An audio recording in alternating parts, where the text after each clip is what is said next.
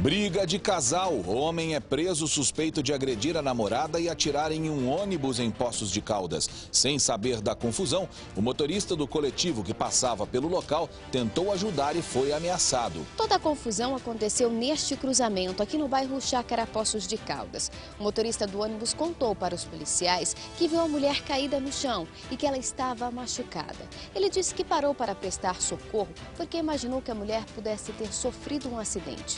O homem que estava armado veio daquela direção.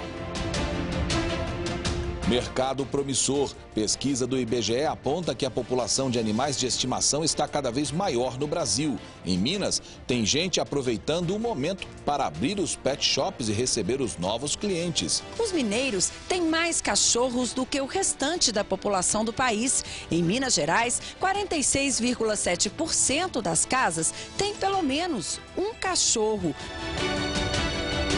40 anos sem Elvis. Conheça o médico de Juiz de Fora que participou da autópsia do cantor. Aquele dia era o dia do meu plantão, então, como ele morreu no dia do meu plantão, é minha obrigação fazer o que eu tinha que fazer, né? E no futebol tem a expectativa para as semifinais da Copa do Brasil.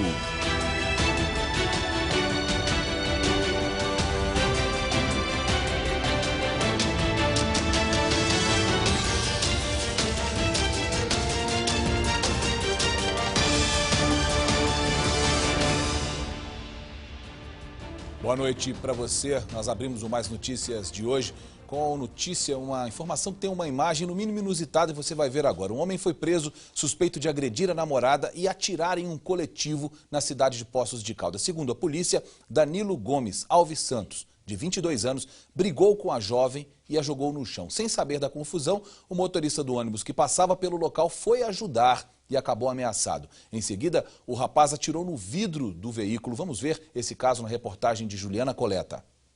Nas imagens das câmeras de segurança do coletivo, é possível ver uma mulher caída no chão ao lado de um carro. O motorista diminui a velocidade e para. Nesta outra câmera que mostra o interior do ônibus, dá para ver a reação do motorista. Ele olha pela janela, desce para ajudar, mas é ameaçado por um rapaz armado e volta rapidamente. Em seguida, o suspeito coloca a mulher com violência dentro do carro. Nervoso, o motorista do ônibus engata ré e acelera. O rapaz corre com a arma apontada para o ônibus e atira. O disparo atingiu o para-brisa e, por sorte, ninguém ficou ferido. O pessoal ligou no 190, né, falando que havia ocorrido um disparo de arma de fogo. Toda a confusão aconteceu neste cruzamento, aqui no bairro Chácara, Poços de Caldas. O motorista do ônibus contou para os policiais que viu a mulher caída no chão e que ela estava machucada. Ele disse que parou para prestar socorro porque imaginou que a mulher pudesse ter sofrido um acidente.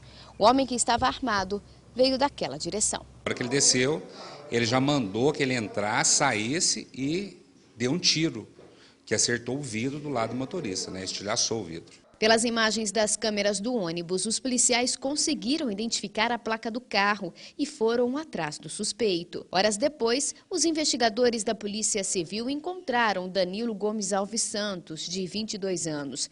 Ele não reagiu à prisão e foi levado para a delegacia. Efetuou a prisão dele, a localização da arma de fogo, que tinha numeração suprimida, e também, conforme foi dito, a identificação da vítima, que no caso foi arrastada pelo cabelo aí. De acordo com o delegado, o casal voltava de uma festa. Os dois teriam se desentendido por conta de uma suposta traição. Na delegacia, Danilo falou com a imprensa. Ele disse que o disparo foi acidental. Foi sem intenção, porque não foi mirado, não foi atentado contra a vida dele. Ele não contou o motivo da briga, negou a suposta traição, mas assumiu ter brigado com a namorada. Ele foi autuado em flagrante e vai responder por tentativa de homicídio, porte ilegal de arma, além de ser enquadrado na Lei Maria da Penha. Bandidos roubaram um malote com R$127 mil de uma empresa de materiais de construção em Montes Claros. Os funcionários foram abordados no momento em que levavam o malote para uma agência bancária. Vamos ver a reportagem do Júnior Oliveira. O assalto foi durante a tarde no centro da cidade. As vítimas tinham acabado de sair do escritório de uma rede de lojas de material de construção, levando um malote com R$127 mil para uma agência bancária, quando foram abordados pelos criminosos. Segundo a polícia, as vítimas estavam a pé e seguiam para o estacionamento que fica a poucos metros. Lá, eles iriam entrar no carro e depois iriam para o banco. Foi nesse ponto que uma moto se aproximou com 2 assaltantes. O garupa apontou a arma e exigiu que o malote fosse entregue. Depois de pegar o dinheiro, os criminosos ainda roubaram celulares e alguns pertences das vítimas. Antes da fuga, eles ainda fizeram várias ameaças. Os criminosos fugiram em alta velocidade, sentido ao bairro Renascença. Toda a ação teria durado menos de 1 minuto. A polícia militar foi chamada e fez rastreamento em toda a área, mas os suspeitos não foram localizados. Dentro do malote havia R$82 mil em cheque e R$45 mil em dinheiro. A quantia seria depositada para pagar salários dos funcionários e outras despesas da empresa. A polícia não quis dar entrevista, mas diz que o caso está sendo investigado. Existe a suspeita de que os criminosos tinham informações privilegiadas. As imagens do sistema Olho Vivo da Polícia Militar devem ser analisadas para ajudar na investigação. As informações privilegiadas é óbvio que chegaram a eles, ou via empresa ou via banco. Mas isso não é de hoje que acontece, tem que descobrir qual é o fio da meada, de onde saiu e para onde vai essa informação. Nós vamos chamar agora um rápido giro de notícias com as informações que foram destaques hoje aqui no estado de Minas Gerais. A Polícia Ambiental resgatou uma fêmea de veado catingueiro em uma chácara que fica a 20 quilômetros de Uberlândia, aqui no Triângulo Mineiro. Quando os policiais chegaram ao lugar, o animal estava preso em uma tela. Eles precisaram do apoio de médicos veterinários da Universidade Federal de Uberlândia para ajudar no resgate. O animal tinha machucados na cabeça e no corpo e estava acuado. Para evitar alguma situação de perigo e preservar a vida do bicho, os médicos decidiram sedar o veado. Depois disso, ele foi retirado do local onde estava preso e levado para o tratamento veterinário. O veado catingueiro é um animal de pequeno porte que pesa entre 11 e 25 quilos. De Uberlândia, Maria Clara Barros. Os parentes de Maicon Douglas Andrade Fernandes, de 24 anos, receberam a notícia da morte do jovem nesta terça-feira. Maicon morreu na fronteira do México com os Estados Unidos. Ele até conseguiu fazer a travessia para o país norte-americano. Passou mal e não resistiu. O corpo do jovem ainda está no estado do Texas, no IML. De Conselheiro Pena, Ronald Lessa. Belo Horizonte, posto de saúde do bairro Independência, na região do Barreiro, é invadido 3 vezes em menos de 2 semanas. Os criminosos utilizaram a estrutura de um ponto de ônibus para conseguir alcançar a parte mais alta do muro e invadir a unidade. Em todas as oportunidades foram levados aparelhos eletrônicos. O resultado disso? Posto fechado, funcionários com medo e população cada vez mais revoltada. Até agora, ninguém foi preso. De Belo Horizonte, Gabriel Rodrigues.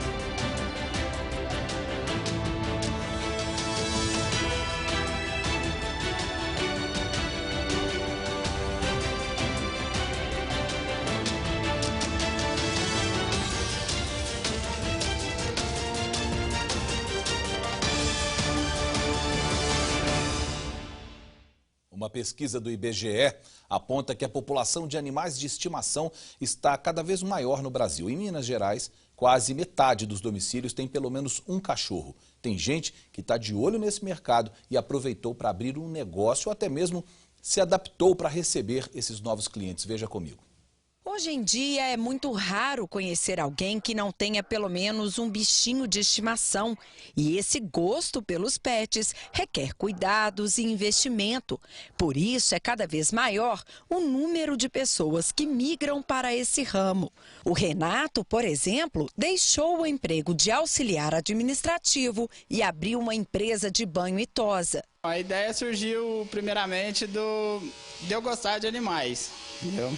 Eu tinha um sonho de fazer, tentar uma outra profissão e acabou surgindo o banho e tosa primeiro. É daí que eu comecei, fazendo de amigos, parentes e assim foi evoluindo. O negócio demorou um pouco para engrenar. Ele atendia cerca de 15 animais por mês, mas hoje a realidade é outra. Hoje, graças a Deus, eu consigo atender de 15 ou até mais por dia. Então, uma mudança muito grande. Foi muito boa. Mas para encarar um desafio como esse, é preciso ter organização e planejamento. Todo negócio, antes de ser iniciado, ele deve ser muito bem pensado e planejado, né? A gente orienta que essas pessoas que querem empreender, independente do segmento, que procurem orientação, procurem conhecer o mercado, o público a ser atendido, quem serão os fornecedores e principalmente a questão da concorrência, como é que esse mercado está organizado, antes mesmo dela fazer algum investimento e iniciar o negócio. E o melhor, amigo do homem, continua sendo o carro-chefe no mundo pet. De acordo com o Instituto Brasileiro de Geografia e Estatística, o IBGE, os mineiros têm mais cachorros do que o restante da população do país. Em Minas Gerais, 46,7% das casas têm pelo menos um cachorro, enquanto a média nacional é de 44,3%. E para se adaptar a essa situação, o shopping de Varginha resolveu se render à presença de cães no local. As lojas seguiram a tendência. Hoje o mundo tem que se adaptar a isso, né? Hoje os animais de estimação estão ganhando muito espaço. Então, desde que tenha, né, bom senso, né? Claro que a gente pede sem problema algum. A loja está aqui para receber todos. Quem não abre mão da companhia, como a Claudineia, é claro que aprova a novidade. Para mim é muito bom, né? Pelo menos assim eu passeio com ela, né, e posso entrar dentro das lojas, né, e fazer as duas coisas ao mesmo tempo.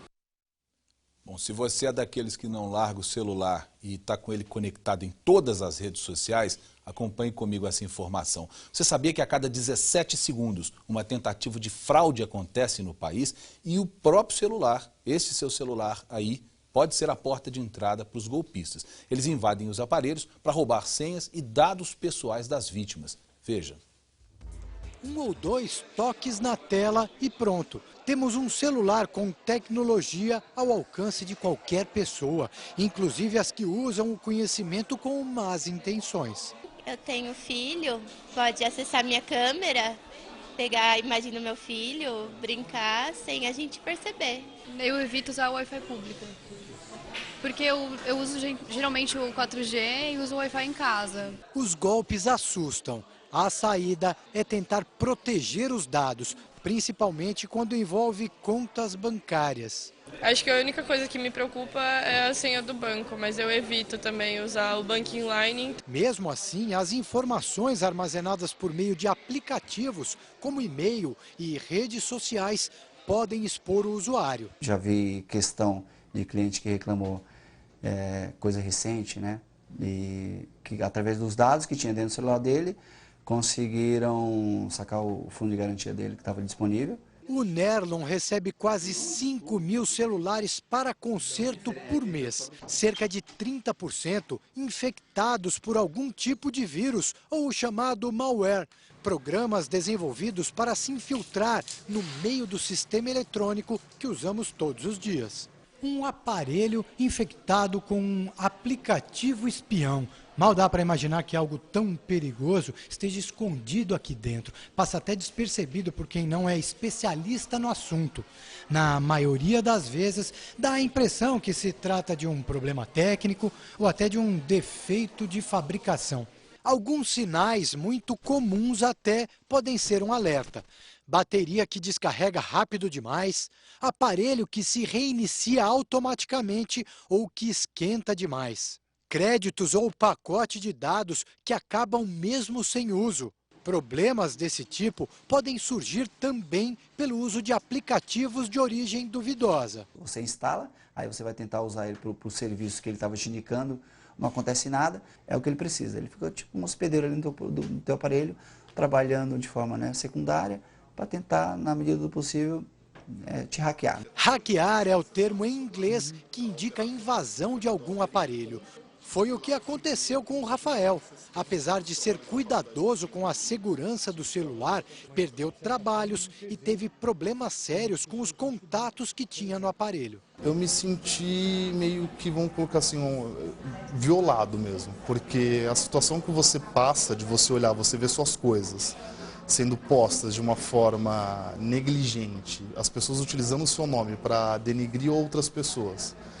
Trabalhos que você realizou e sumir simplesmente, foi que nem meu e-mail foi deletado, um e-mail que eu tinha anos já. A suspeita é de que a invasão tenha acontecido por causa de uma rede de Wi-Fi aberta que ele utilizou.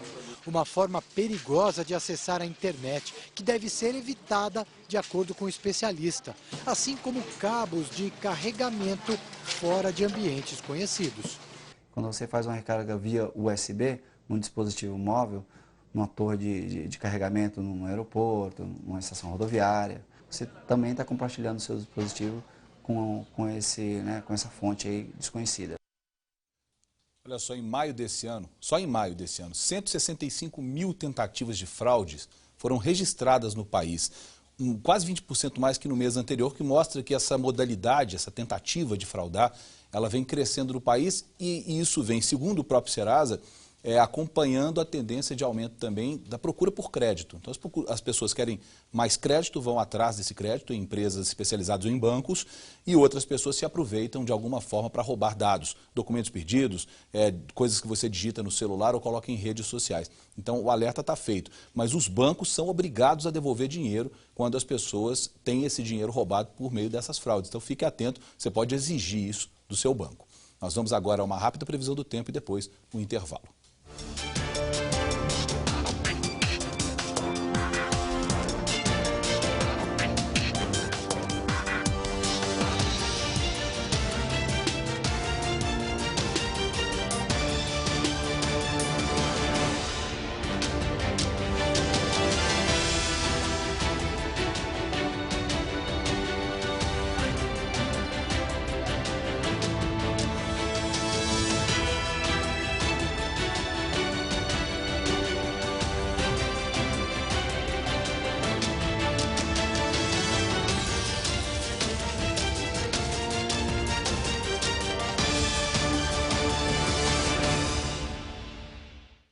Há 40 anos morria Elvis Presley. O astro, que tinha 42 anos de idade, foi encontrado morto no banheiro da mansão onde morava em Memphis, nos Estados Unidos.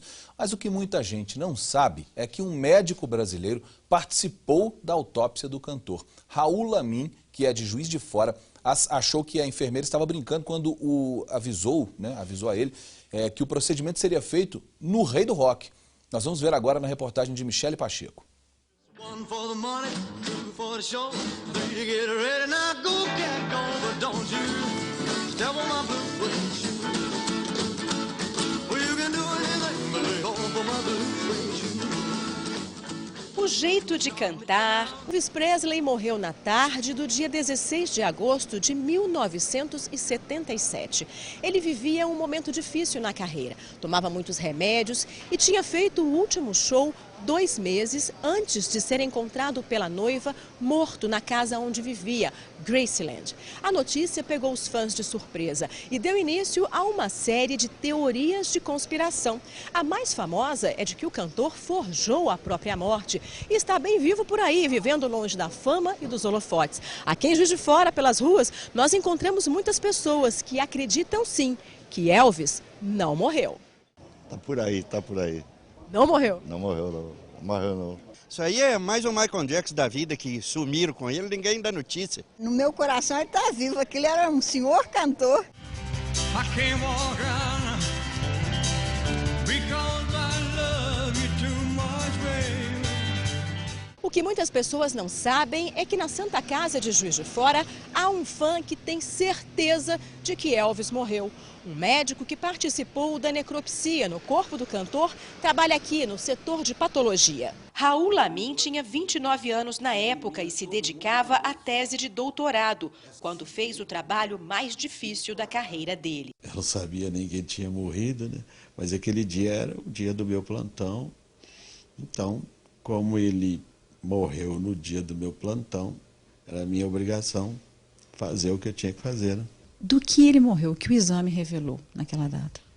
Olha, o exame de necrópsia foi um exame que não mostrou nenhuma causa que justificasse a morte dele. Então, foi uma necrópsia que a gente chama de necrópsia branca. O médico adorava as músicas de Elvis. Apesar disso, Raul diz que conseguiu separar o sofrimento de fã do profissionalismo do médico. Num momento desse, você não pensa muito não nesse... Ali você é médico. Depois que você cai na realidade do que aconteceu, é que você vira fã, né?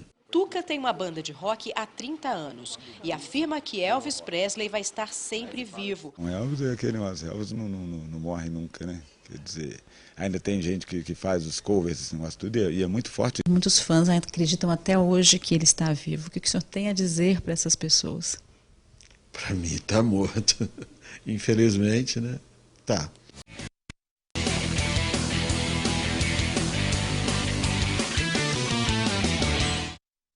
Cruzeiro e Grêmio fazem daqui a pouco a primeira partida das semifinais da Copa do Brasil. Acompanhe. Os alvinegros prometem lotar o Engenhão para encarar um adversário forrado de desfalques. O principal deles, Paolo Guerreiro. Eu costumo dizer que, para a nossa torcida, que a gente não pode falar o resultado, mas eu posso garantir o empenho. Em Porto Alegre, o duelo vai ser entre os dois maiores ganhadores da Copa do Brasil. O Grêmio tem 5 troféus e o Cruzeiro 4. E essa decisão não é novidade. Há 9 meses, os dois times se enfrentaram pela mesma fase da competição. Quem levou a melhor foi o tricolor gaúcho, que depois do Cruzeiro venceu o Atlético Mineiro na final. Para o jogo na Arena Grêmio, o time de Mano Menezes carrega um retrospecto importante. Está invicto fora de casa e espera manter essa invencibilidade para resolver a vaga no Mineirão. Já o Grêmio quer decidir a vaga nos primeiros 90 minutos. Nós sabemos que estamos fazendo uma grande temporada, né? Não se esqueça que todo o conteúdo do Mais Notícias e da nossa programação você encontra no site redemais.tv.br e no Facebook no perfil Rede Mais HD. Nós ficamos por aqui, voltamos amanhã. Uma boa noite para você.